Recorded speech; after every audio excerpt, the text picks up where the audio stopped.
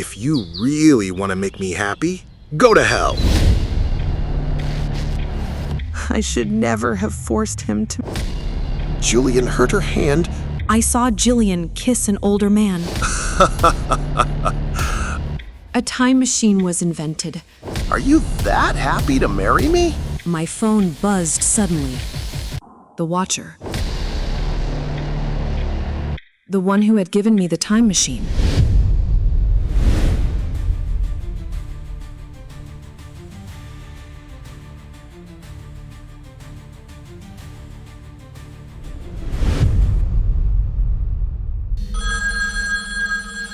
Seconds later, the hotel room phone rang.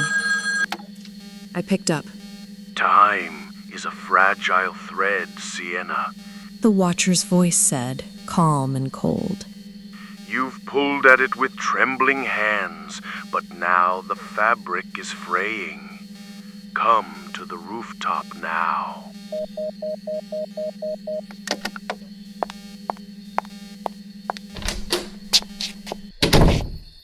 I raced up the emergency stairs, taking them 2 at a time. The moment I pushed the door open, the wind howled around me. And there he was, tall, cloaked, and standing in front of the machine's twin-core beacon. You didn't tell me the jump would land me at the wedding, I said, breathless. I didn't control when you'd land. The time machine chose that moment because it was the crossroads of all 3 regrets. I fixed 2 of them. I insisted. The wedding and his parents. He's with Jillian now. He'll choose her. The Watcher turned slowly. His face was lined with age, but his eyes glowed with unnatural clarity. You gave him the chance. That's all we can do. But the final regret, saving Jillian, depends not on you, but on fate. And fate isn't easily rewritten. My chest tightened. What do I do? Nothing. He replied simply. In 1 hour, you'll return to your time. Either Sebastian will be alive or not. The path you've paved is fragile. 1 wrong step, 1 moment of doubt, and it may unravel. He stepped closer. But be warned, Sienna. Love does not guarantee salvation. If Jillian lies again, if she was never worth saving, then Sebastian's heart may still break, and a broken man will always find a way to die young. I froze. You think Jillian's still hiding something? I know she is. Lightning flickered in the distance. The Watcher reached into his coat and handed me a small device. A recorder. You have 1 chance to intercept the truth. Use this wisely. Record what you must, and when you return, decide if Sebastian deserves the truth or peace. He vanished into the shadows before I could ask more. 1 hour left. I opened my phone, shaking. Sebastian had just sent me a message. Sienna, can we talk? I saw what you did. I need to understand why. I stared at the screen, the weight of 10 years and 3 lives pressing down on my chest. I typed back, meet me at the alley behind Wren Street. The one where we first met. The place where he'd saved me the first time. The place where the piano prodigy lost his future for a girl who loved him too much. I didn't know what I'd find there, but I knew who I was going to fight for.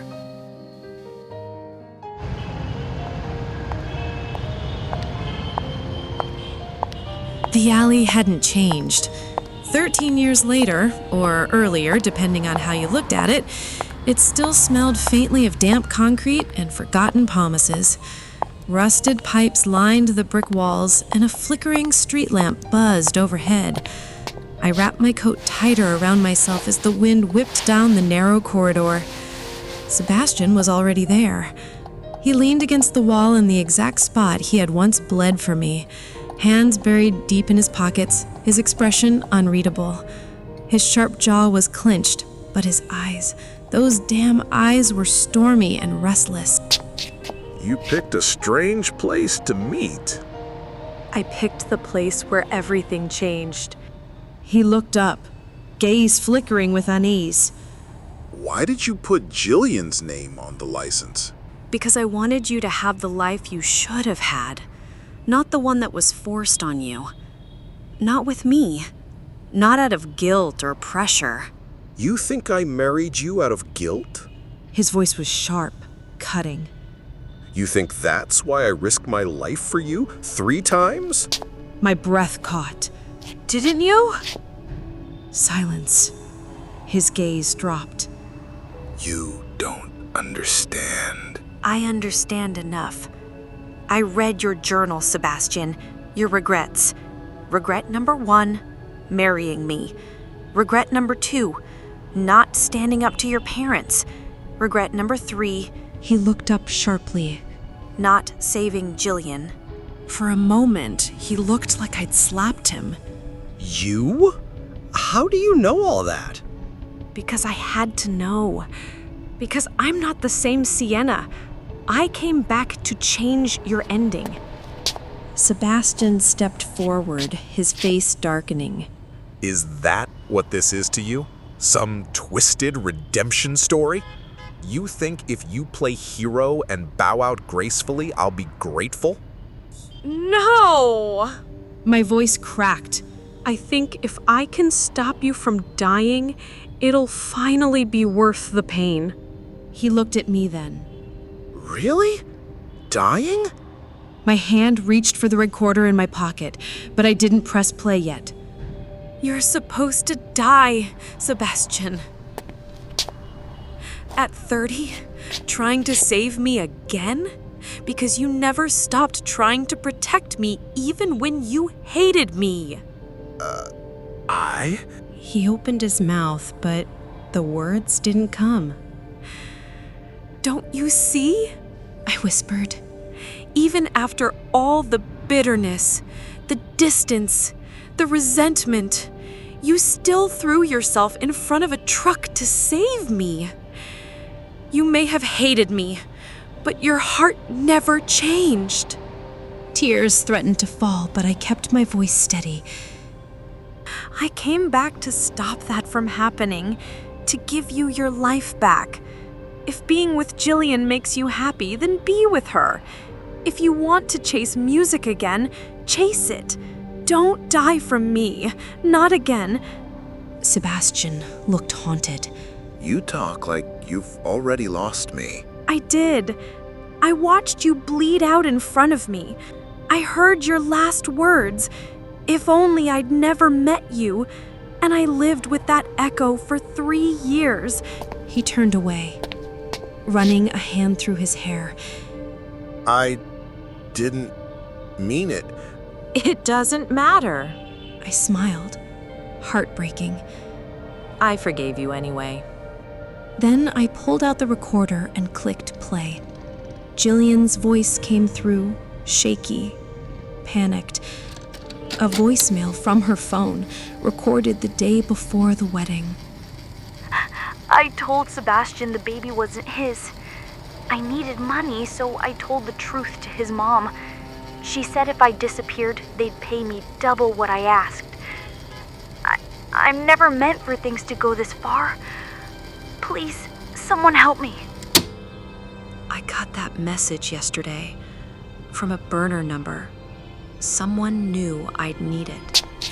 He collapsed onto the step behind him, stunned. She lied. She took the money, faked her way out, let you grieve for 10 years, Sebastian, while I stayed by your side and watched you destroy yourself.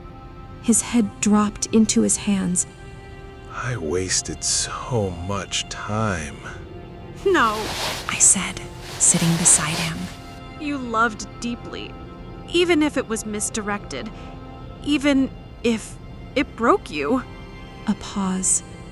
Then he looked at me again, voice raw. So what happens now? I looked at the sky. Now we wait. I've done all I can. If fate's been rewritten, you'll live past 30. And if it hasn't, then at least I got to say goodbye the right way. We sat in silence as the stars began to fade and the world shifted toward morning.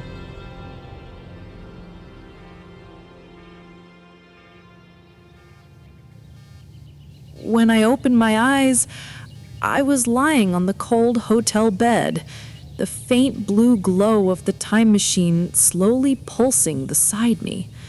The hum was gone. The countdown had ended. I had returned. My heart raced as I sat up. The last thing I remembered was watching Sebastian in that alley, his eyes full of anguish, his world collapsing in slow motion. I had left him there with the truth, with Jillian's voice still ringing in his ears, and the weight of a future he never asked for. Now everything felt different. I reached for my phone, fingers trembling. If time had shifted, the evidence would be there in the details. I opened my gallery. There it was, a photo of a smiling Sebastian, dated yesterday, age 31. Caption, "My first recital since college. Thank you all for believing in me." My breath caught in my throat. He was alive. The time machine had worked. I collapsed onto the mattress, tears spilling freely.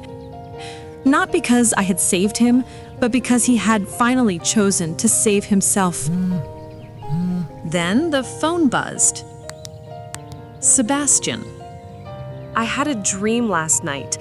You were crying in an alley, and when I woke up, I knew I owed you more than I ever gave. I don't remember everything, but something's changed. I want to see you. Can we meet? I stared at the message for a long moment, unable to move. Something inside me shifted. Not joy, not relief, but something quieter. A peace I hadn't known in over a decade. I typed back, "Me? Only if we can go somewhere with a piano." He replied almost instantly, "Meet me at the recital hall. I'll play for you."